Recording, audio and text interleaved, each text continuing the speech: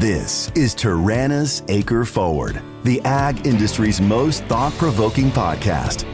Listen to interesting people as we go in-depth into the issues affecting crop advisors, growers, and farm communities, uncovering the truth about the ag business and using technology to prepare for the unforeseeable.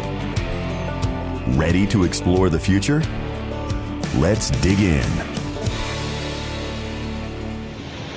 Okay, welcome to the Acre Forward podcast sponsored by Tyrannus. I'm Mike DePaula here with Tyrannus, and I'm sitting with Matt Jungmann. Matt, what is your relationship to Farm Progress? I am two things. I'm the one in trouble when things go sideways, and on my business card it says National Events Director for Farm Progress. How long have you been doing national events for Farm Progress? I've been doing it since 2004, so this is my 19th year of being in charge of Farm Progress Show, Husker Harvest Days, Farm Futures Business Summit, and the New York Farm Show. Is this the best show ever on the 19th year for you? This is pretty darn good. A lot of the success of the shows has nothing to do with anything I'm doing. It's all Mother Nature. So if we can get 75 to 85 degree weather for 3 days and beautiful sunshine and field demo crops that are in great condition, we're pretty fortunate. All that has to do with Mother Nature. Yeah, we've been getting your emails. I think everybody who's signed up gets a weather update and event update. People who listen to this, if we get it out quick enough, what should they be thinking about and why should they come to Farm Progress here? So every industry has its trade show, no matter what industry. And normally the trade shows are in Vegas or Orlando or Anaheim. The trade show for the ag industry is here in the Midwest, rotating between Decatur, Illinois, and Boone, Iowa. Odd numbered years we're here in Decatur, and even numbered years we're in Boone. And why to come is for the same reason people from 50 countries are coming, is because they want to see the latest product introductions. We're really fortunate. There's a lot of farm shows, but we're really fortunate that the Farm Progress Show is the one they wait for to make their new unveilings. Like just this morning, the Tyrannus made its North American debut, the Tyrannus, the Nexat, the new 715 quad track from Case IH, new balers from John Deere, new electric tractor from New Holland, just kind of one after the other. So a lot of firsts here this week at Farm Progress. What's the attendance look like historically, and how's it shaping up for this year, Matt? So historically, if we can get good weather like this, we would expect 150,000 people to come through over the course of the 3 days of the event. That includes everybody. That's you and me and everybody walking the streets. And you asked earlier about if you can get it out quick enough, why would people come? Here's what I'll tell you. No matter what we're going to get, 50% of them are going to be here Wednesday. We're taping this on Tuesday. So tomorrow, 50% of the people are going to be here. It's going to be parking lot back to the highway. It's going to be lines at the food courts. It's going to be chaos. And 30% of them are going to be here on today, Tuesday, and 20% of them are coming on Thursday. So Thursday is the day to come to the show. I tell all my friends, all my family comes on Thursday because you can park up front, lines are short, and it's the exact same show. Harvesting at 11, tiling at noon, tillage at 2, autonomy demos, sprayer drone demos. It's all the same stuff, all 3 days. We very purposely do that so that no matter what day you come, you get to see the same show. So folks that are listening to this, we're on a Tuesday. Wednesday's a pretty busy day. You should still come. It's only 50%. Yep. And then Thursday, same event, same stuff. You get the full experience and better parking, so we should stick it out. Yep. We should attend on Thursday. Thursday's the good day. So, question for our listeners, which one's better, when you do it in Iowa or you do it in Illinois? Okay, this is my first. This is the one that we built first. We built this show site in 2005, and I was living in Champaign. All my kids were born in Champaign, Illinois, but I'm an Iowa State graduate and grew up in Iowa, and I built the Boone site near my original home, so I have a pretty soft spot for the Boone show site. I'm torn, but I sure like Boone a lot.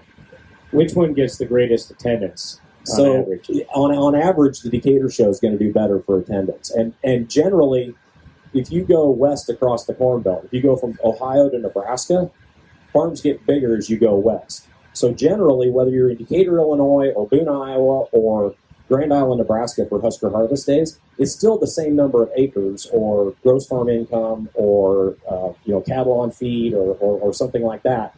It's less people. Less farms doing it. So the crowds are biggest in Decatur. That's pretty interesting. What tips do you have for people that are coming from Farm Progress? What should they be thinking about, looking for, since you've done this for so long? So you've got 7 miles of roads here, so it's a lot of walking. So my advice is make your list, get to the website, surf the map, make your marks on the places you want to go. Because if you're going to walk 7 miles, you don't need to necessarily be backtracking. So you want to make sure that you kind of got a little bit of a plan of how you're going to attack this thing. Absolutely. Also, they can stop by the Tyrannus tent here. We've got water and other beverages for folks to enjoy, and we've got a nice band that we'll be putting on for everybody when they're coming through. So it's going to be a pretty exciting time here. Are there any other standouts that you think about when you think about the history of this, or anything that caught your eye as you set up this year? So, I mean, I've been doing this for a long time, and I did it back when the show rotated between 3 states. And I think the thing that I'm most impressed with is how the exhibitors have responded when we went to the permanent sites. It used to be circus tents, and the equipment companies would look like a parking lot, like a dealership lot, and that would be the end of it. And now you have beautiful exhibits like Tyrannus, you have air-conditioned exhibits, you have, there's plasma screens everywhere, there's interactive things. It sounds like some kind of a cop-out when somebody asks what's new at Farm Progress Show. The thing that makes it new is the work that the exhibitors do. This exhibit that we're sitting in here, this beautiful Tyrannus exhibit, this did not come together over the weekend. This has been a long-term planned, strategic marketing effort by the company, and so that's probably the thing that I'd love to watch develop, especially over the last 18 years of being at these permanent sites. Yeah, we're actually pretty picky about where we go. We operate through and with retailers and cooperatives. The growers are very important. We share that end user with our insights. We selected Farm Progress because it's the one place where we know everyone's coming together. They can understand this technology. They can work together. So if you come by the Tyrannus Acre Forward setup here, you're actually probably going to see a retailer or co-op that you're working with using this space. So we're good. We didn't sublease it. We know the rules, but we're actually using the space to feature our customers, let them engage with the insights, see what's happening. And I want to thank you because I really think Farm Progress does a great service for our industry and for our folks, and we really like being here. So that's the interesting thing about this event that I love to watch develop. In addition to what I talked about with the exhibits, it's the largest gathering of ag media anywhere in the country. It's the largest internationally traveled ag trade show in the country. It at its core, like I mentioned, it's a trade show. This is a show for farmers to go and meet with their service and products providers. But there's all kinds of other things that are going on around it. There's governmental public policy being shaped. There's ag media. There's international visitation. I know of mergers and acquisitions that have happened in the back rooms of some of these exhibits that a year from now, I'm getting whispered to by the company saying, hey, just so you know, you need to be looking to figure out how to get that lot over there because we're about to do this with them and this is about to come down. So there's a lot of industry work that occurs over these 3 days because all the guns are here, right? Because of the leadership of these companies, they're here to see how they stack up against their competition. And another one that's big here is we get airplane loads of Wall Street analysts because a lot of these companies are blue chip publicly traded companies, so they want to see how does an agco present themselves against their competition in the marketplace. This is the kind of place where they can make some judgments on that. Well, a lot of people, there's a lot at stake when you look at the crop that we're raising and what we're doing as an industry, whether it's finance, credit, banking, equipment, inputs, what we do with crop intelligence. It's really important for people to come together, and you provided that opportunity. I'm going to switch gears a little bit. Any stories, because you said you hear about M&A, is there anything that you're hearing about now that we can get a heads up on? If not, any stories, anything. And what's your most memorable moment in your 19 years of Farm Progress that you can share on tape? Well, I've got a whole other off-the-record set of stories from, when you did this stuff back in your 20s, you behaved a little bit differently. Now I'm an old man and I got a kid in college, and I'm not about to record anything he might hear. So, it has been, I've gotten to work with a lot of different people, working with the George W. Bush campaign. I got to work with George W. Bush twice. The first time he said that he was going to run for president, he did that in Amana, Iowa. and I was there and helped him do the setup and put the farm equipment behind him. And then I got a handwritten thank you note that he wrote me a couple days later.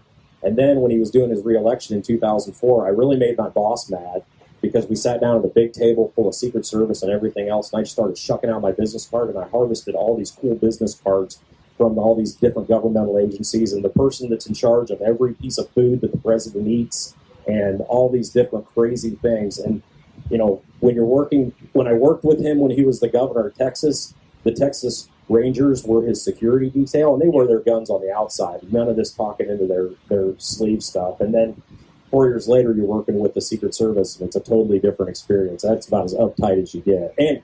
And watching Secret Service guys go to Farm King and buy overalls with creases still in the legs that they're wearing to try to blend in at a farm show is hysterical. I would have liked to see that. I've been able to meet W once, and I actually saw the Secret Service. It was by mistake. We were at a restaurant, and the way those guys operate, the envelope they put around him, the way they work, the real professionals. We're lucky to have servants like that, people like that, providing that for our public officials and for us. Now, you have security and EMS here. Can you talk a little bit about why this is a good and safe event? I mean, fortunately, the weather's good, but you do have folks with health concerns and issues. What would you say to those with any concerns? Sure. So, yeah, you know, the target market average is 56 years old, which means there's a lot of elderly folks here.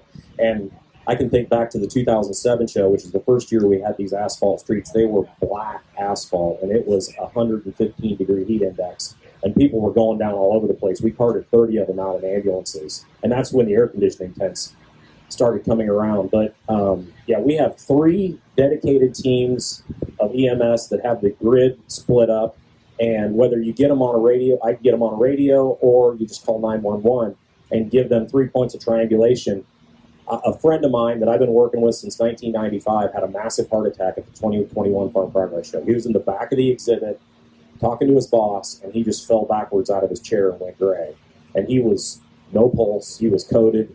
He was completely, Doug was completely gone. And from the time they called 911 to the time they arrived was 90 seconds. And they shocked him 3 times, brought him back. He had 100% blockage in 2 arteries, 90% blockage in 2 other arteries. They did bypass on him, and he's here working the show right now. And if he'd had that same heart attack in his hotel room or on the road, he wouldn't be with us anymore. He came and spoke to our security meeting, our safety meeting, and thanked all those folks. And so in all reality, when something like that goes down, you are probably safer at the Farm Progress Show than you are at your house. Well, I think you're hearing it here first. If you've got any health concerns, come to Farm Progress, because in 90 seconds they'll get you figured out and taken care of. It was great. It's really important, though, that people know that they know it's a safe place, and that they know they're well taken care of. It sounds like you've worked pretty well with the city here and the folks. Yeah, and the history here has been pretty good. It's been fantastic. From the time that we broke ground in spring of 2005 to now, we've had wonderful partnerships with the community. You know, if you're doing a trade show in Vegas or Anaheim or Orlando or something, there's a whole staff and fleet of people that are in that industry that can do the work. In Macon County, Illinois, I got to have every church and Rotary Club and 4-H club and everybody to park the cars and take admission and flip burgers and drive trams and hold rope lines in the field demos, and the list goes on and on and on of what we need here. And so we've got to have a good relationship with the community. We spend over $100,000 making donations to the groups that actually do the work. And I'm not capable. I've delegated myself out of any work other than holding a microphone. There's a whole fleet of people that are out doing the hard work to make the show happen. And the volunteers are the people that are our welcoming committee, right? They're the local community, shaking hands, handing them a program, serving them a sandwich. They're the ones that are doing the work. So are they out of school today for this? Some of them do, yeah. Tomorrow, Wednesday, is for some reason the FFA day, and there will be Blue Jackets everywhere, all over this place. Well, that'll be nice to see. So tomorrow is FFA day, but Thursday's still a good day to come. The best day, in my opinion, yes. All right, so before we wrap up here, is there anything else about Farm Progress, this event, that people have to know before they go? Well, it's the granddaddy. It's the oldest of its kind. It started in 1953, so we're celebrating our 70th year, and for the most part, all the other outdoor shows around the world are built on the template of the Farm Progress Show. And so, you know, we get a lot of foreign visitation of people that put on the Brazilian version of this, and so it's really something special to be part of something that is emulated around the country, around the world. Well, we'll have to talk about the Brazilian version. We've got our offices in Campinas, and I'm sure we can partner. I want to thank you, Matt, for joining us here. We like kicking off Farm Progress here with you. Taranis Acre Forward, proud to be part of it, and we'll get you a copy of this podcast so you can distribute it with your wonderful weather updates and other updates in your emails. Thank you so much for joining us. Glad to be with you. Thank you very much.